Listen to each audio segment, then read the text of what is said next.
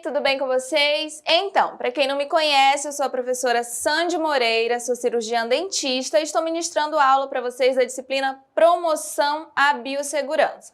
Pessoal, quando a gente fala em biossegurança, em promoção à biossegurança, nós falamos ali em ter responsabilidade. Responsabilidade ali com a sua saúde, com a saúde do próximo, do seu paciente. Então, a promoção à biossegurança, ela foi desenvolvida, ela foi criada justamente por preocupação com a saúde dos trabalhadores e com a saúde da população em geral. Então, sempre que se fala em biossegurança, se fala ali em formas, de prevenção, de prevenir, na tentativa ali de minimizar ou de fato até eliminar os riscos que são ali inerentes às profissões, tá?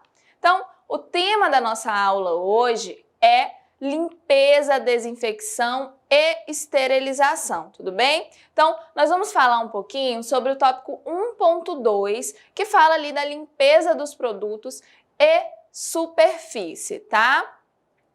Então, segundo a Anvisa, pessoal, o serviço de limpeza e desinfecção ali de superfícies em serviços de saúde, ele compreende ali a limpeza, a desinfecção e também a conservação ali das superfícies fixas, e equipamentos permanentes das diferentes áreas a serem cuidadas. Então, quando você pensa, em um ambiente limpo, você imagina ali que as superfícies, até na sua casa, até em casa você precisa ali manter uma rotina de limpeza, porque senão acumula sujeira e aí não é interessante. E aí quando se fala em ambientes, de saúde, em serviços de saúde, logicamente que vai ter um critério maior, uma rigidez maior com relação à limpeza das superfícies, dos ambientes, dos materiais. Então, sim, a Anvisa, ela fica ali, ela fica responsável e ela fica em cima disso, e os profissionais e os ambientes,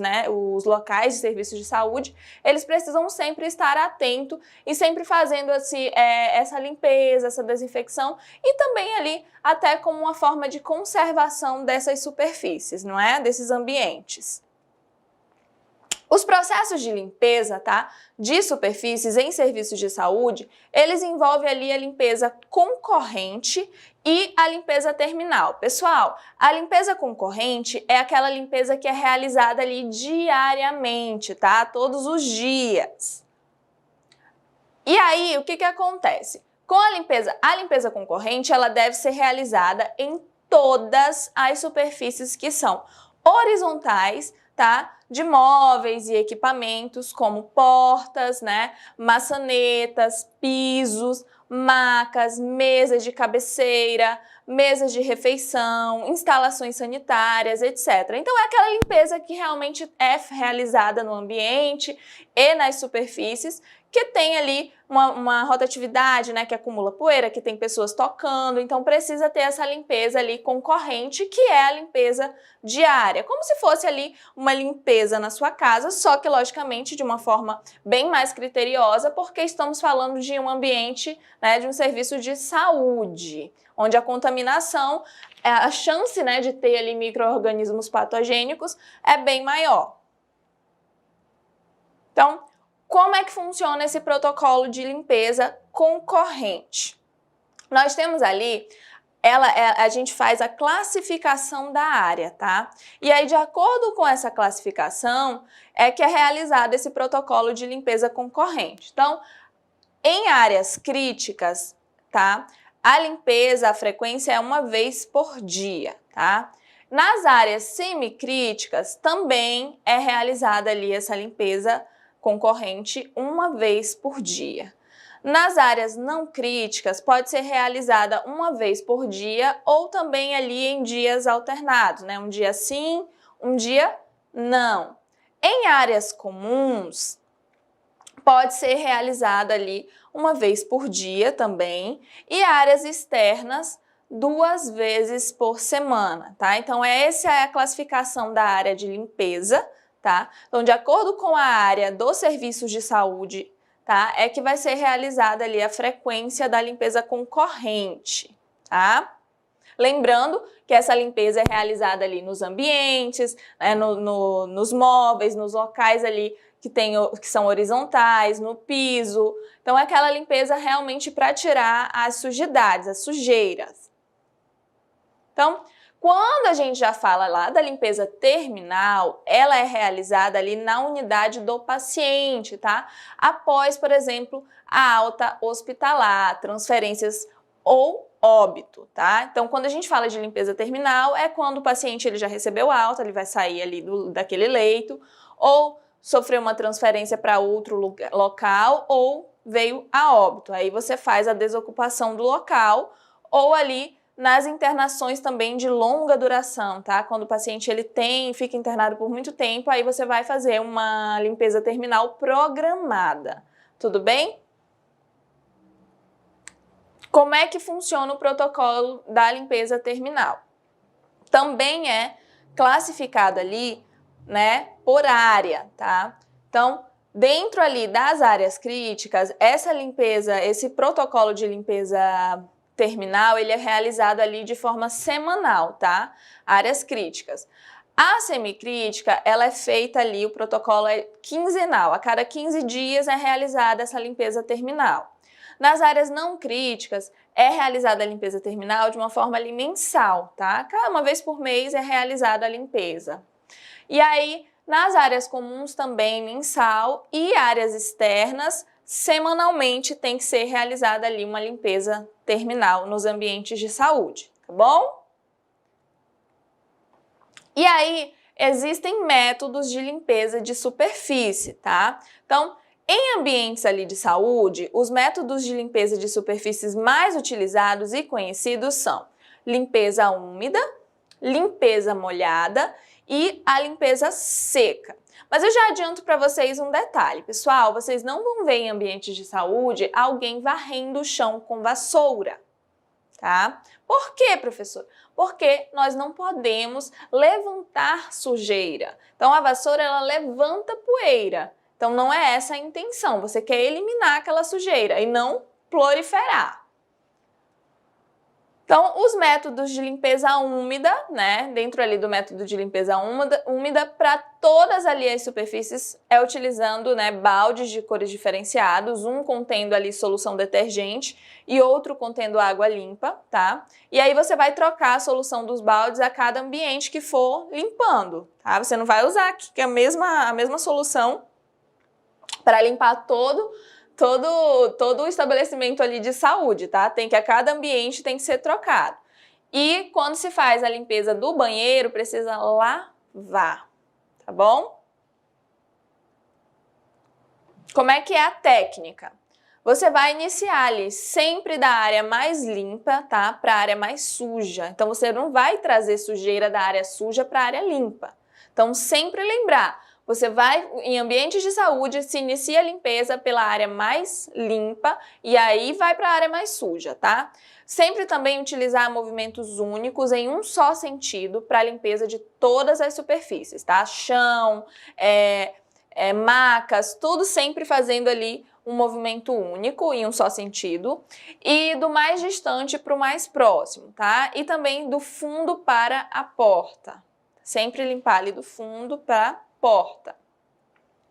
O método de limpeza molhada, ele consiste em espalhar uma solução detergente no piso, né? E esfregar com a escova ou esfregão, empurrar ali com o rodo a solução suja para o ralo. Você vai levar para o ralo. Geralmente, esses ambientes de saúde, eles têm ralos em vários, né, na maioria dos ambientes, justamente para poder facilitar no momento da limpeza molhada, tá?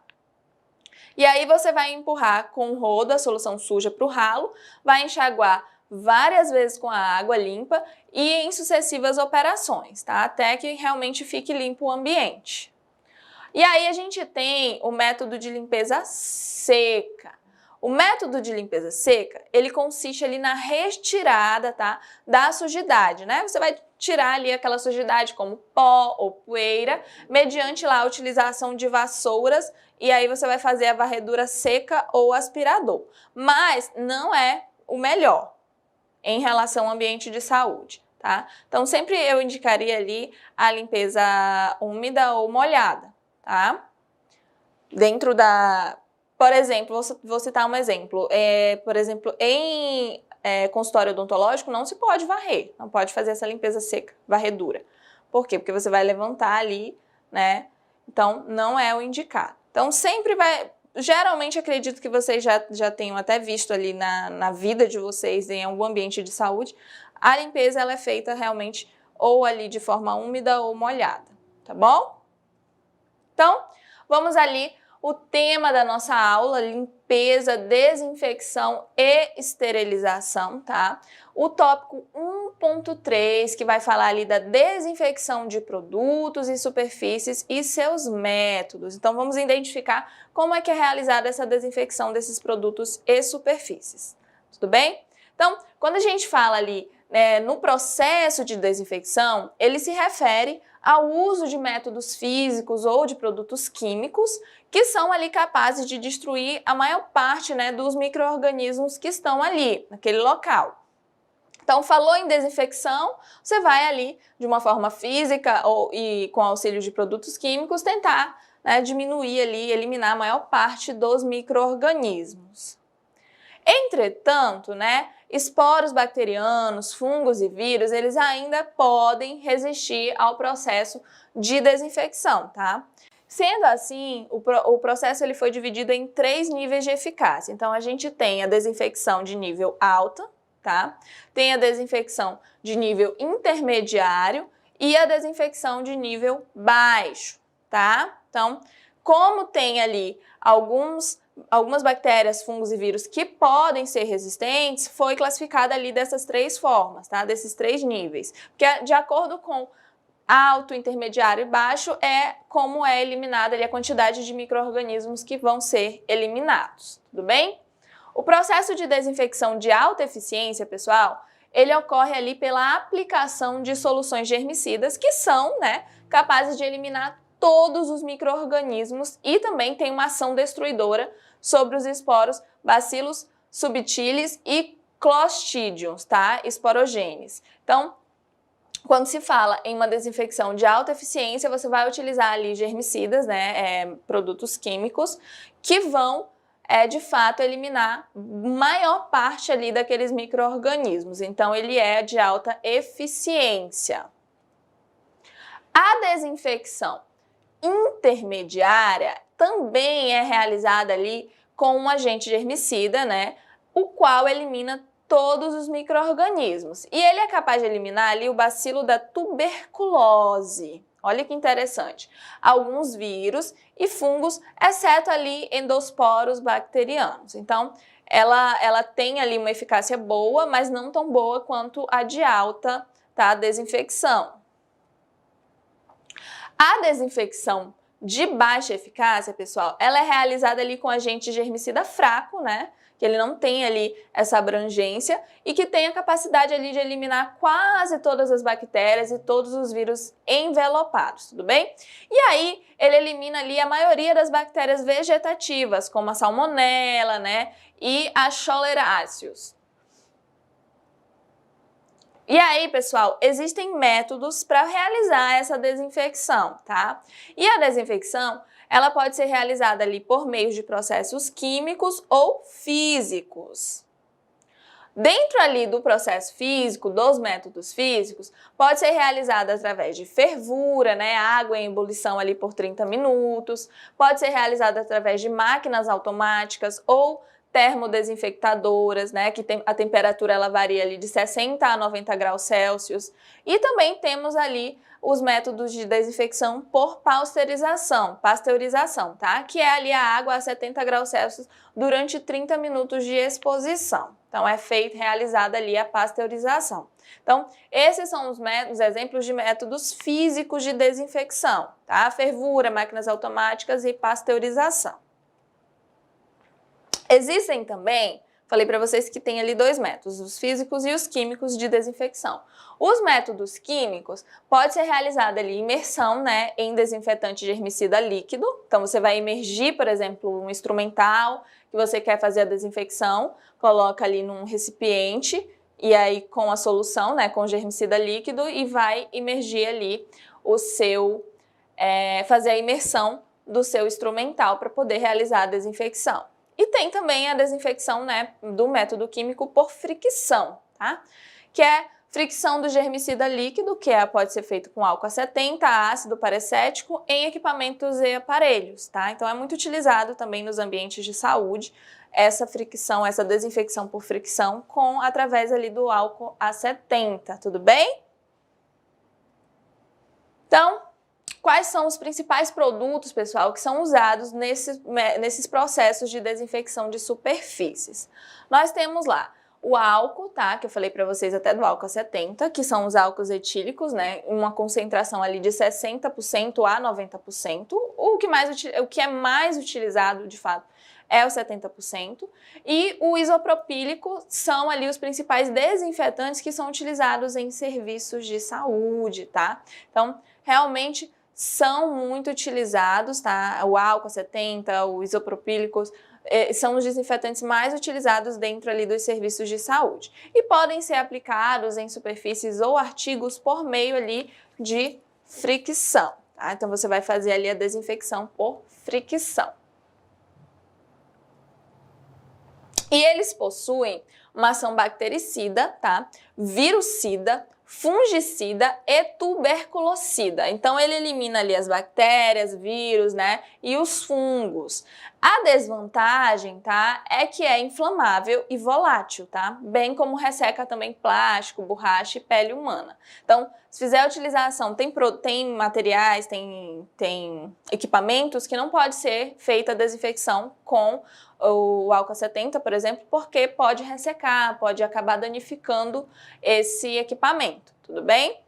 Então essa é uma desvantagem. E aí, outro produto ali que é muito utilizado para realizar a desinfecção, tá? É o hipoclorito de sódio, tá? Concentração ali de 0 a 2% a 1%. E é ali um composto inorgânico que apresenta ação bactericida, né, virucida, fungicida, tuberculicida e esporicida, dependendo ali da concentração e do uso. Pessoal, hipoclorito de sódio, sabe? É uma concentração ali, é a mesma concentração, a água sanitária que vocês utilizam em casa, só que é utilizada ali uma concentração maior, mais forte, tá? Para fazer ali a desinfecção. O hipoclorito, ele é muito utilizado dentro dos ambientes de saúde, tá? E a apresentação dele é tanto ali na forma líquida quanto em pó. E aí tem o custo versus benefício, né, que possui uma ação rápida, também é de baixo custo, e é muito indicado para a desinfecção ali de superfícies fixas, tudo bem? Hipoclorito de sódio. E a desvantagem do hipoclorito, pessoal, é que é inativo ali na presença de matéria orgânica. Então, se tiver sujeira, né, alguma matéria orgânica, sangue, se não for limpo antes, realizada a limpeza, a desinfecção com hipoclorito ela não vai ser eficiente. Por quê? Porque ele fica inativo na presença da matéria orgânica. E aí outra situação também que dificulta ali a desinfecção é porque ele é corrosivo para metais, tá? Então ele pode acabar danificando os instrumentais, alguns materiais, e apresenta ali um odor desagradável, né? Ele tem um cheiro bem forte, podendo causar ali irritabilidade nos olhos e nas mucosas, tá? Então, realmente o cheiro é bem forte. Então, essa é a desvantagem. E aí, outro produto também que é muito utilizado na desinfecção ali de superfícies é o ácido paracético, tá? E ele trata-se de um desinfetante indicado para superfícies fixas e age ali por uma desnaturação das proteínas. Então, como é que ele age? Ele vai desnaturar as proteínas, tá? Alterando ali a permeabilidade da parede celular do micro-organismo. Então, através dessa desnaturalização é que ele passa a prejudicar os micro-organismos, tá? Que podem ser ali patogênicos.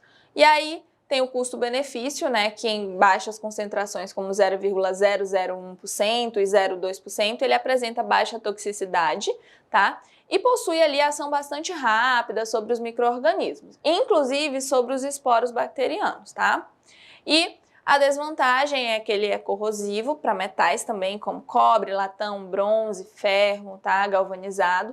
E a sua atividade ela é reduzida pela modificação do seu pH. Então é uma desvantagem, tá? Porque ele pode alterar ali o pH. E causa irritação nos olhos e também no trato respiratório. Então, O ácido paracético, ele tem ali suas vantagens, mas também ele pode ser prejudicial para alguns materiais e também pode causar essa irritação ali para quem está manipulando, tá? Como irritação nos olhos e no trato respiratório. Então, vou falar com vocês, né? O tema da nossa aula, limpeza, desinfecção e esterilização, tá? Sobre o tópico 1.4, que fala da esterilização de produtos e superfícies e suas técnicas. Então, a gente vai entender como é que funciona essa esterilização, tá?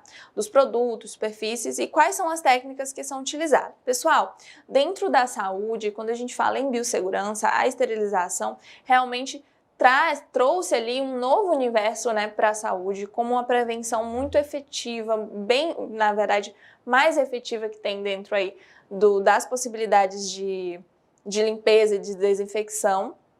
É muito importante para os profissionais de saúde, para os pacientes, em relação à preservação da saúde. Vamos conhecer um pouquinho mais. Então, qual que é a diferença ali entre a desinfecção e a esterilização, tá? Por definição, os dois procedimentos, eles acabam, né, eles diferem quanto à capacidade para a eliminação dos esporos, como propriedade específica da esterilização. Então, o que acontece? Vou ser bem clara com vocês. A desinfecção, ela é muito eficiente, né? Existem ali os 3 níveis. E mesmo a de alta, né, potência em relação à desinfecção, não vai suprir, não vai ser tão eficiente quanto a esterilização. Por quê? Porque a esterilização, ela elimina de fato todos os micro-organismos. Isso é a esterilização eficiente, tá, pessoal? Diferente da desinfecção, tá? A desinfecção, ela é um processo, né, físico ou químico que vai eliminar ali a maioria dos micro-organismos patogênicos de objetos inanimados e superfícies, com exceção ali de esporos bacterianos, podendo ser de baixo, médio e alto nível. Então, bem aí você já percebe, né? Desinfecção, ela elimina a maioria dos micro-organismos, mas não elimina todos. E existe ali, né, a desinfecção de baixo, médio e alto nível. Quando se fala em esterilização, o processo é utilizado para destruir todas, olha isso, todas as formas de vida microbiana por meio ali de uso de agentes físicos e químicos. Então, qual a principal diferença ali, pessoal, da desinfecção para a esterilização? A desinfecção, ela elimina a maior parte dos micro-organismos, maior parte. A esterilização, ela destrói todas as formas de vida, né, microbiana. Então, ela destrói todos os micro-organismos. Então, tá aí a principal diferença para vocês. Como é que funciona ali? O processo da esterilização, como eu falei para vocês, ele compreende ali 2 métodos, né, que é o físico e o químico. E ele é formado por 6 etapas, que é qual, professora? Quais são essas etapas? Quando você vai esterilizar, você precisa fazer uma pré-lavagem, realizar ali uma limpeza, tá, desses materiais, fazer o preparo, esterilizar, depois você vai estocar e fazer lá a distribuição e o controle desse material esterilizado. Então, quando se fala em esterilização, não se fala em uma única função, uma única coisa realizada, tá? Não. Tem os processos, tem essas 6 etapas: pré-lavagem, limpeza, preparo, esterilização, estocagem, distribuição e ali o controle desse material que foi esterilizado. As técnicas de esterilização física são aquelas que utilizam ali o calor, né?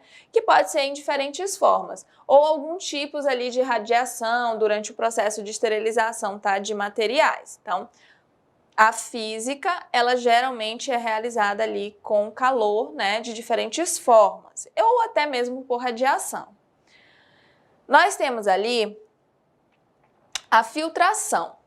A filtração, pessoal, ela é um método muito utilizado em laboratórios e consiste em remover micro-organismos de líquidos, tá? Ar e gases. Nesse processo, os filtros eles podem ser ali de vários tipos, tá? Existem discos de amianto, velas porosas, filtros de vidro porosos e de celulose também, tá? Entre outros materiais que são utilizados.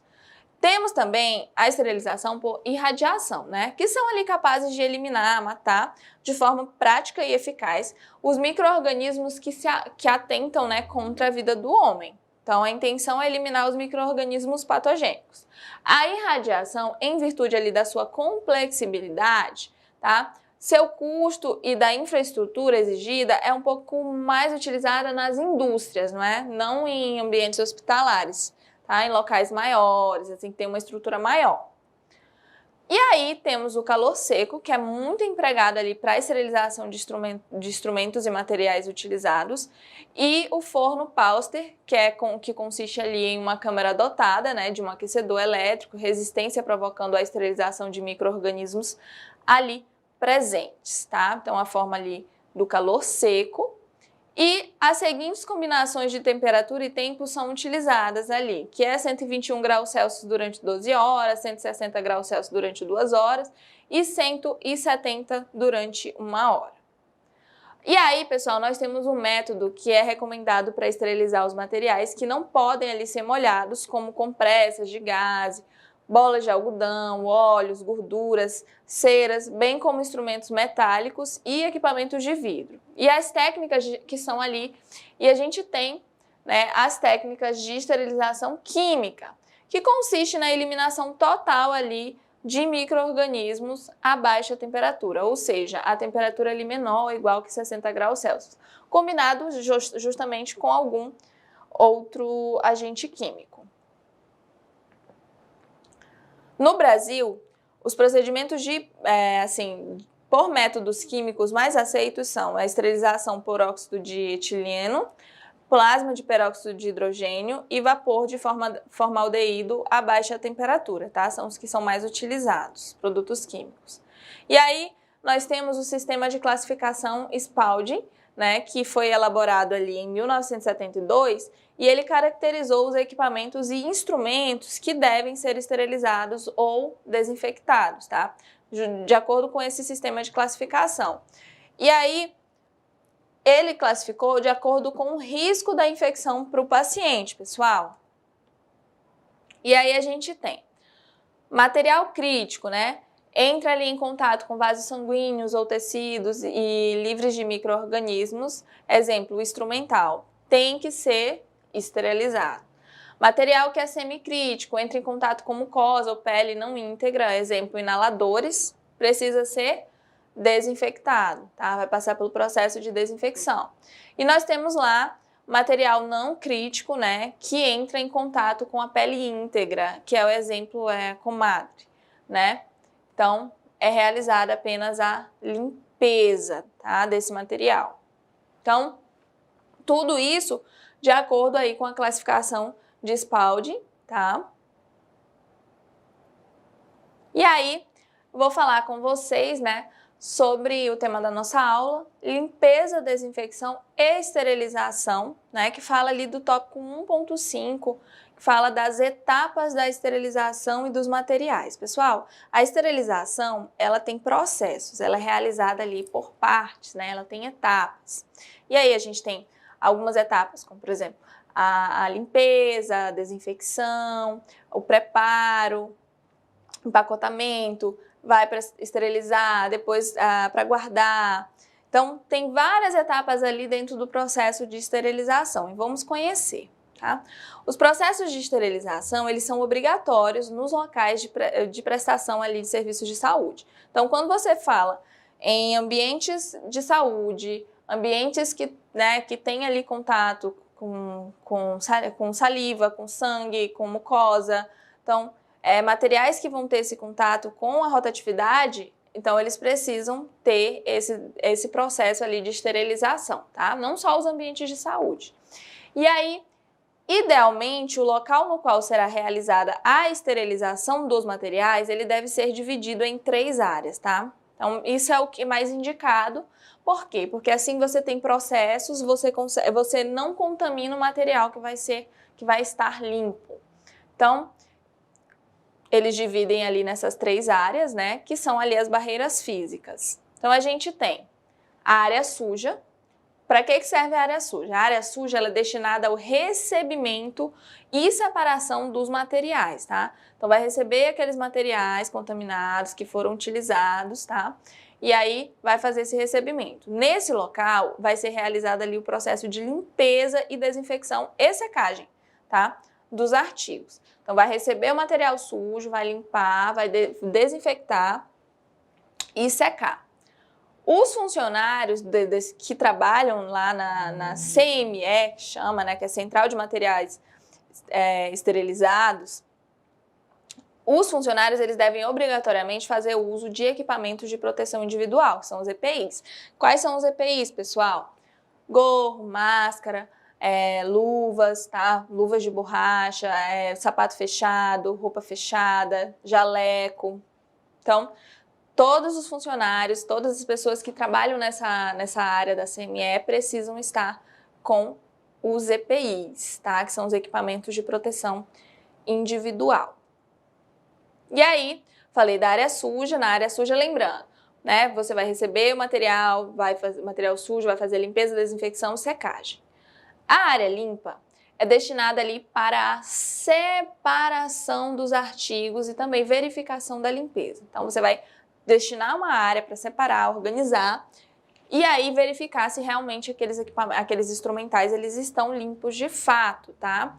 Da funcionalidade ali, ver a funcionalidade e a integralidade desses materiais. Também ali ela é utilizada nos processos de empacotamento, tá? Selagem e esterilização dos instrumentos. Então, dentro da área limpa vai ser separado o material, verificar se está realmente limpo, vai ver se está funcionando direitinho e ali vai ser empacotado, vai ser selado e esterilizado, tá? Tudo dentro da área limpa.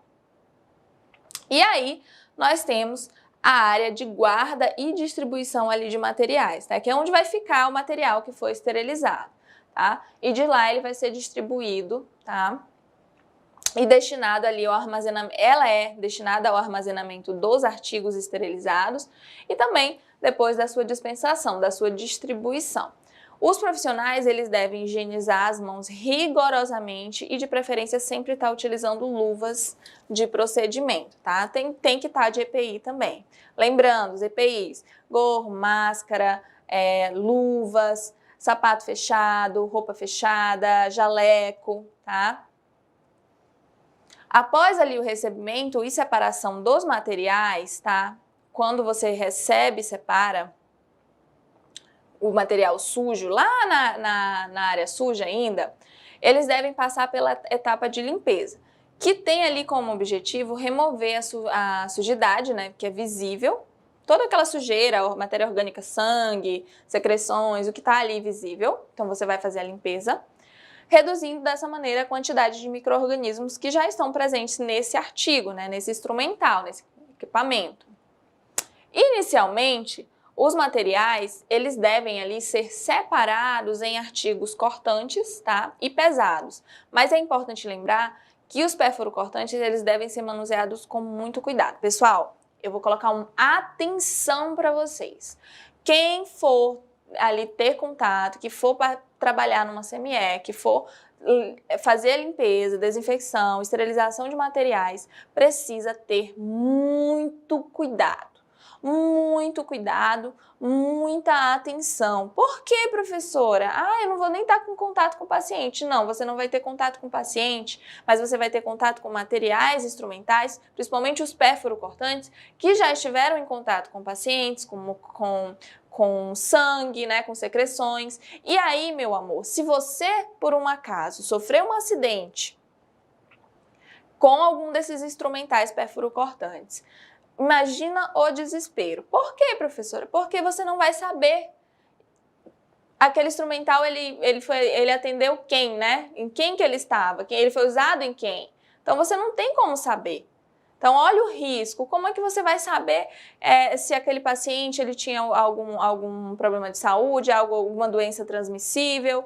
E aí, você vai ter que passar por todo um protocolo ali, que é desgastante, que é sofrido, que talvez que não é 100% seguro, tá? Que você pode passar por tudo isso e ainda acabar contraindo alguma doença. Então, quando você for trabalhar em um ambiente, né? Quando você trabalha em saúde, sua atenção tem que ser dobrada. E quando você vai fazer higienização de instrumental, esterilização de instrumental, você precisa estar muito atento. E eu falo isso por quê? Porque a princípio você está muito atento, né? No começo você fica muito atento, mas chega um ponto que você acha que aquilo é rotina, vira rotina e aquilo para você sai naturalmente e talvez você perca um pouco da sua atenção. Então sempre tem que ter atenção quando for fazer ali higienização, limpeza, né, e desinfecção, esterilização de instrumentais, principalmente com instrumentais perfuro-cortantes. Então, ter um cuidado muito grande, ter uma atenção, sempre utilizar os EPIs que são indicados, sempre utilizar ali no ambiente de uma CME, utilizar as luvas mais grossas de borracha, sempre estar com o sapato fechado para que nada caia ali no seu pé e venha ali machucar. Então, sempre ter muito cuidado, tá? Então, devem ser manuseados com muito cuidado esses materiais, tá? Esses instrumentais.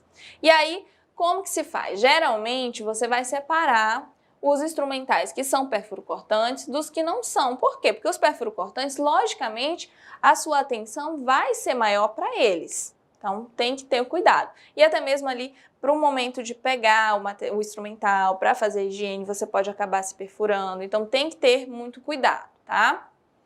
Posteriormente ali, depois que você faz a separação dos materiais, os materiais eles devem ser lavados peça por peça, tá? Individualmente, com fricção delicada e enxaguados abundantemente. Então, lavar com água corrente.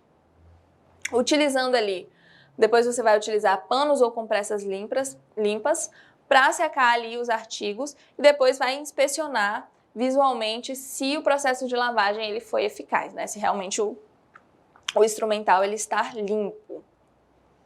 Depois ali da lavagem, o material ele deve ser descontaminado, tá? Visando ali a eliminação de quase todos os micro-organismos presentes na superfície dos objetos. Aí você vai utilizar algum degermante, algum produto químico, né? Que tem ali uma eficiência boa para fazer essa desinfecção e que possa ser utilizado no instrumental que você está manipulando. Por fim, o material ele vai estar pronto, né, para o processo ali de esterilização. Entre todas ali as técnicas atualmente disponíveis no mercado, a autoclavagem, que é ali o uso, né, do calor úmido sob pressão, é a mais recomendada, pois é um processo seguro, eficaz e de fácil controle de qualidade. Eu citei para vocês sobre o calor seco, que é muito utilizado em odontologia. Ele não é mais utilizado, tá?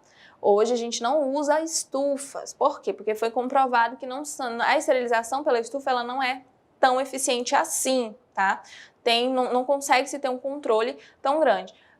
Quando a gente usa o calor úmido, que é ali a técnica mais recomendada, que é feita através das autoclaves, que eu até coloquei para vocês aqui um exemplo, né? Que é o que a Anvisa aceita e é o recomendado. Então, sempre que for falar em esterilização, né?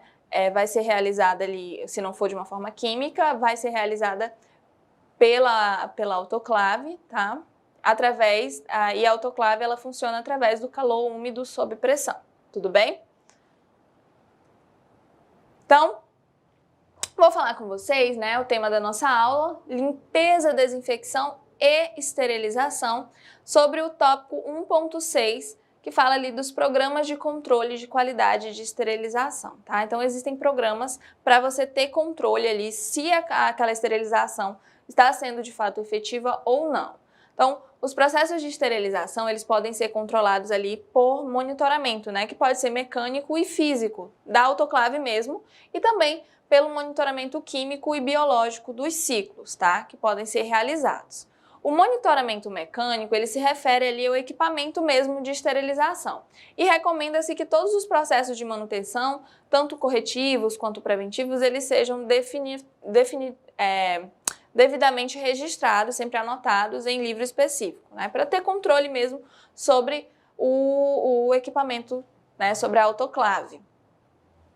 Já o monitoramento físico, ele é realizado ali com as informações que são obtidas durante ali um ciclo, né, de esterilização, ou seja, os dados sobre o tempo, a temperatura, a pressão, precisam ser definidos, anotados e verificados para garantir se esse processo realmente está sendo efetivo, né, se realmente está sendo esterilizado.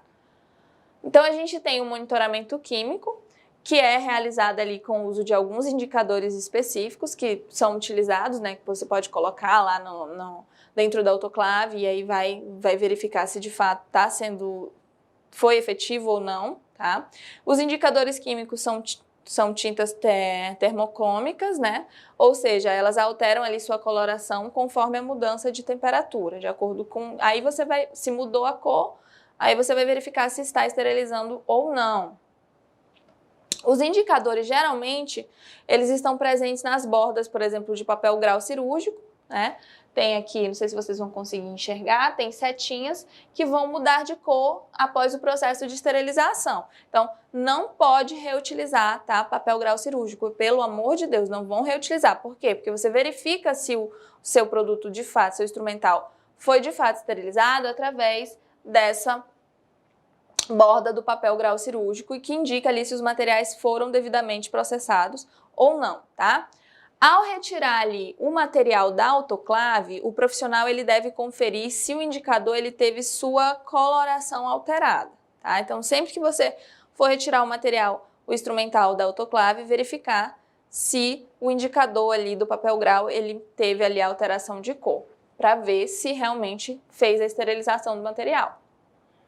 Então, vou falar com vocês ali, né, sobre o tema da nossa aula, limpeza, desinfecção e esterilização. Então, vou falar sobre o tópico 1.7, tá, do material de estudo de vocês, que é as embalagens dos processos, a embalagem do processo de esterilização. Existem dentro do mercado, dentro do que a gente trabalha com esterilização, alguns tipos de embalagem. Vocês vão conhecer um pouquinho sobre elas. Então, a embalagem ela tem que permitir a penetração do agente esterilizante, né? E proteger também os artigos. Então, ela tanto tem que deixar ser esterilizado, mas também tem que proteger ali o material que você está querendo esterilizar, de modo a assegurar essa esterilidade até a sua abertura. Então, tem que estar fechadinho até que você for, né, que de fato vai ser utilizado esse instrumental. Para a esterilização em autoclave, recomenda-se.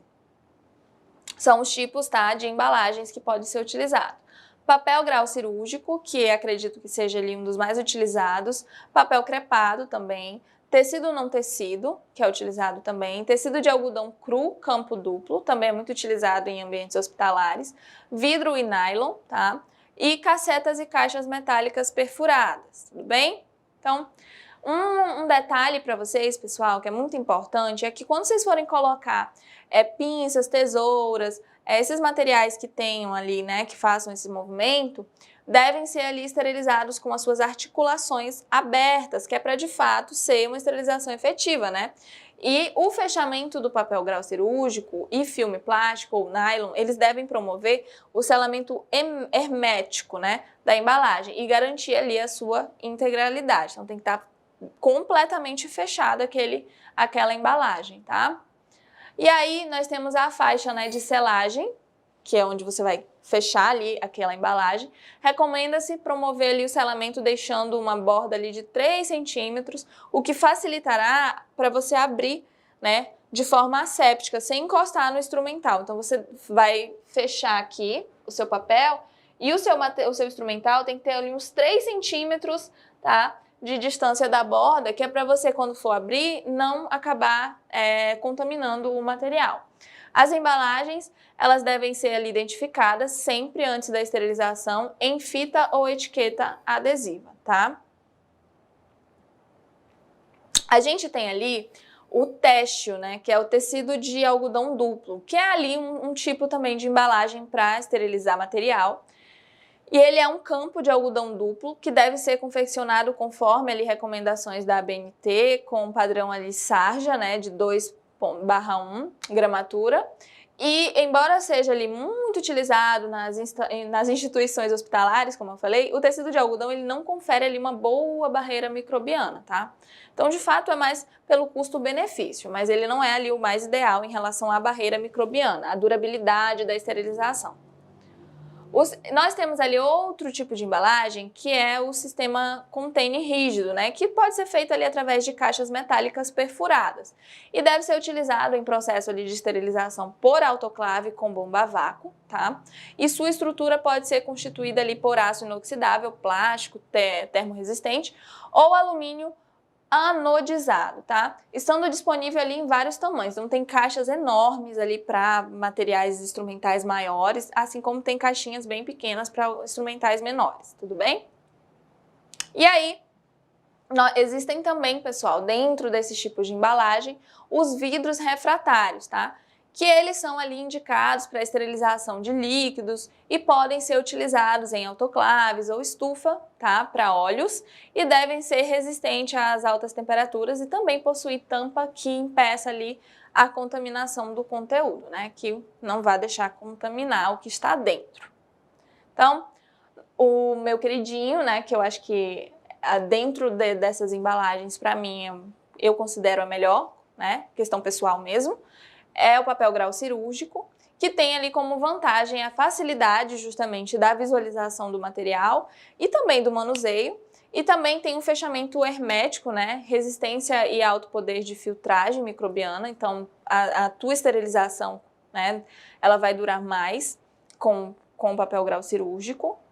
E os artigos médicos odontológicos, eles deverão ser empacotados em papel grau cirúrgico de preferência, tá? Então, acredito até pela minha profissão, o meu contato é maior com o papel grau cirúrgico, tudo bem? Então, pessoal, hoje espero que vocês tenham compreendido ali, é muito importante o desenvolvimento dessa aula, falando um pouquinho ali sobre a esterilização, sobre a desinfecção, limpeza, os métodos de limpeza de superfície, desinfecção, os métodos de esterilização, conhecer esse processamento ali, esses tipos de embalagem que existem. Então, tudo isso, todos esses processos de limpeza, desinfecção, esterilização são fundamentais ali para a nossa profissão, né, para vocês que são ali futuros profissionais da saúde, e é fundamental ter conhecimento, mesmo que talvez você não vá trabalhar de fato ali diretamente fazendo embalagem de material, separando, limpando, mas você precisa entender esse processo, conhecer, reconhecer, e se um dia precisar realizar, também saber fazer, né? E lembrando que é muito importante dentro da biossegurança que todos esses processos, eles foram com certeza ali muito bem pensados para facilitar e para nos proteger. Então, hoje eu vou ficando por aqui, um beijão para vocês e tchau, tchau!